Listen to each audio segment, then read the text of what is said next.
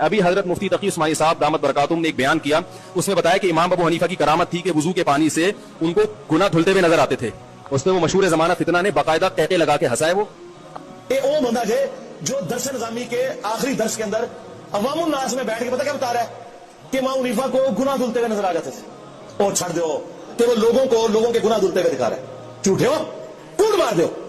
اتنے بڑے عالم جن کی حرمین کے ائمہ ان کا احترام کرتے ہیں, ان کے استقبال میں کھڑے ہو جاتے ہیں.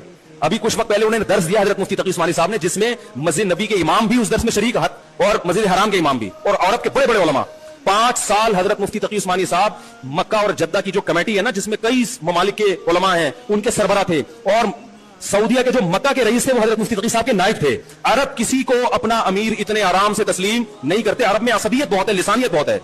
حضرت مفتی تقی عثمانی صاحب نے اپنے تقوی اور علم کا لوہا منوایا ہے.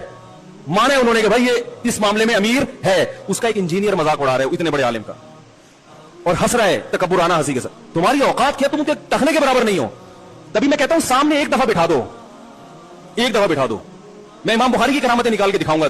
فضائل اعمال کے جن واقعات پر تم ہنستے ہو نا, لوگوں کا مذاق اڑاتے ہو فضائل اعمال کا, میں بتاؤں گا انشاءاللہ فضائل اعمال کی یہ کرامتیں کن کتابوں میں ہیں. صحیح ہے نا, ان کتابوں کے مؤلفین کا مذاق اڑاؤ تم. ان میں بہت سے محدثین ہیں, تم نے ان کا مذاق اڑانا شروع کر دیا تو تمہیں بخاری مسلم سے بھی ہاتھ دھونے پڑ جائیں گے. تمہیں پتہ ہی نہیں کم بہت, تمہیں کرامت کا مطلب ہی نہیں پتا کرامت کیا ہوتی ہے.